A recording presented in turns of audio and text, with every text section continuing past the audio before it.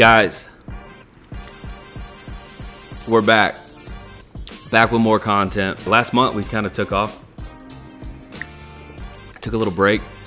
Not intentional. I went on a cruise 3-4 weeks ago with some friends. We, whole 7 days of just no internet. Actually, the day that we got on the boat was when we found out Biden was pulling from the election. So there's your political talk right there. Now we're done with it. As soon as we get on the boat, that happens.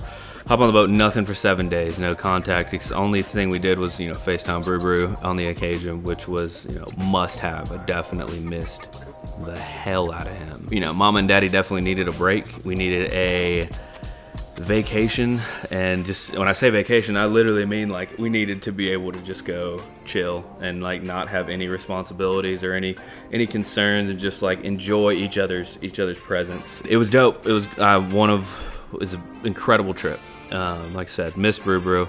About halfway through the trip was like getting a little emotional. I was like, man, it's crazy. It's like you look forward to these experiences, but it's not the same without him, even if he is difficult, and how most 18, 19-month-olds are. I've got ideas for content coming up soon, putting it back on the front of the mind. And in the past month, things that have been different, things that have changed, adjusted, just life experiences, if you will. One of the things I've been trying is this new thing where people don't have a drink every single day. They lay off the alcohol for extended amounts of times. I don't know. It's this crazy concept. Yeah, it's just one of those. We came off that cruise 7 straight days. Just hit the drink limit as many times as I can to get my money's worth. But also, you're in a tropical place having pina coladas all day and all these sugary drinks and stuff. Yeah, we got back, and I just wanted to make sure that I was in control of that beast and not necessarily stopping it, but it was like, yeah, I'll try to go a week. And then that turned into, all right, I haven't gone a weekend in probably a decade. Like, I mean, in college it was every time, and then it's been that way since college, so more than a decade. Yeah, that one was tough. The first Friday, definitely wanted to have a drink after a long week,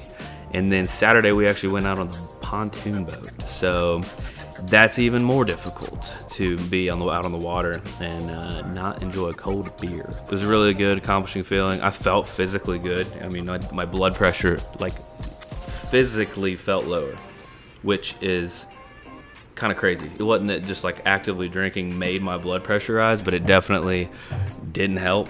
I felt more calm in situations that I normally would probably have been like, what the hell, what are we doing here? The biggest thing I wanted to avoid, and I've seen this happen with some people before, where they're like, all right, I'm gonna go dry January or whatever. They go the full month, and they get to the end of that month, and then they're like, they have guilt and shame because they're having a drink, and they've allowed their body to not have to process it for that long.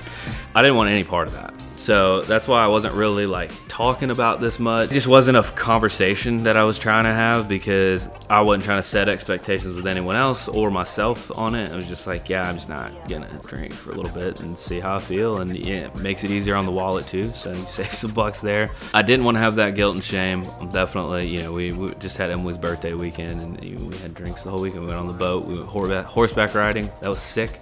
Very grounding experience. Yeah, we can dive into that too at some point. But yeah, that was the big one for the month. Big advocator for letting life take you, where, if it's like, all right, you're here for a good time, not here for a long time.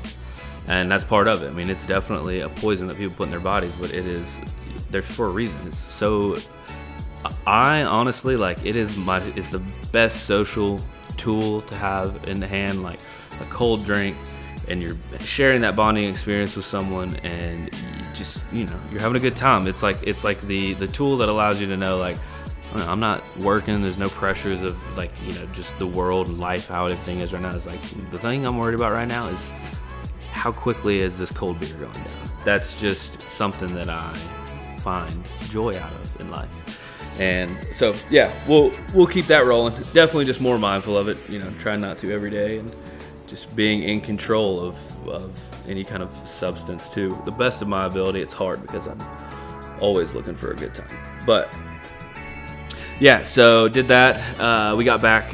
That's one of the reasons the content's been a little slower the past month, is I've just had to focus in other areas a little more, dive back into the work world. We went up to Cincy 2 weeks ago. Just it's taken my attention and time, and for good reason. I'm happy that this is happening, and it's given me a sense of purpose, or of doing something good and something I know I'm good at, and that's been cool. So I haven't been away from the content, but it just had to happen, and I had to focus on it. Those that have either said something, reached out, made a comment of just being, hey, I hadn't seen you posted something in a month. That's dope. I love that, anyone that gives a shit, and it's fun hobby, side hobby of mine that I've been enjoying for quite some time now. But yeah, other things I definitely wanted to hit on. So with the no drinking thing, I've gotten into a little more of reading. I brought my piano back home, so you might get a little piano content from me at some point. We'll see. I don't even know how I want to go about that. But reading, Emily has the whole book series of Colleen Hoover.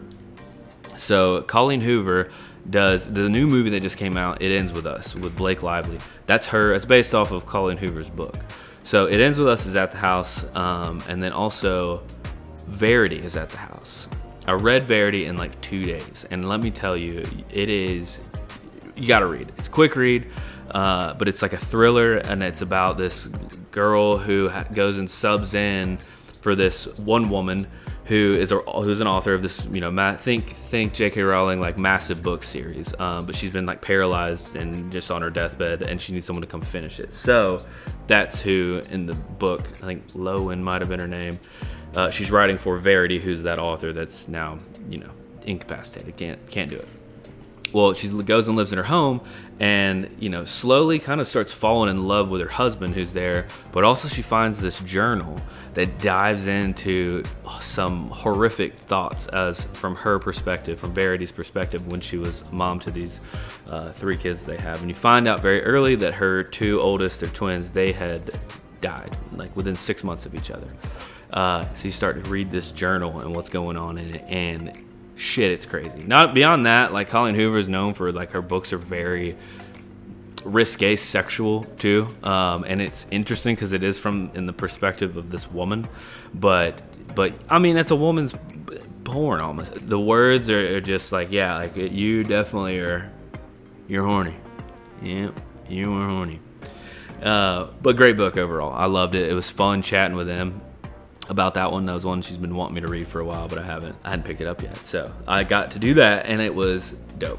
Definitely worth a read. Other ones that I've seen recently that I want to tell you about. A couple movies. One, The Last Stop in Yuma County. Hopefully I put that up in post at some point. But Last Stop in Yuma County, we watched that one. That's a thriller. 2 bank robbers go into a diner, and they're waiting on gas to come to the town. So they're just thriller, very good, definitely worth a watch. Also, Son of a Boy Dad podcast I listened to with Lil Sasquatch and Roan. They're with Barstool. They put me on Ministry of Ungentlemanly Warfare. That one is just a feel good through and through. And one of the things they said that was stuck true and also like intrigued me was like, yeah, like just the good guy wins through the whole thing. Like there's never any moment where you have to like mourn a character or anything. Like it's a kick-ass movie.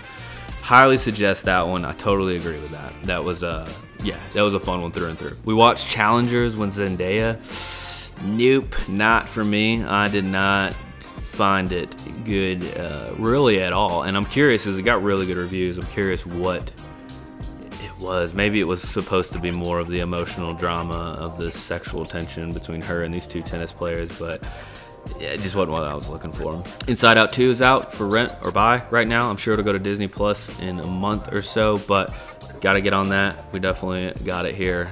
Love that movie. Brew-Brew's been big into Cars, and then Inside Out, we can get him. I actually got him on The Incredibles the other day, and that was dope. I'm really hoping that he'll just kind of start slowly diving into more and more of the Pixar world. Apple TV, Bad Monkey with Vince Vaughn.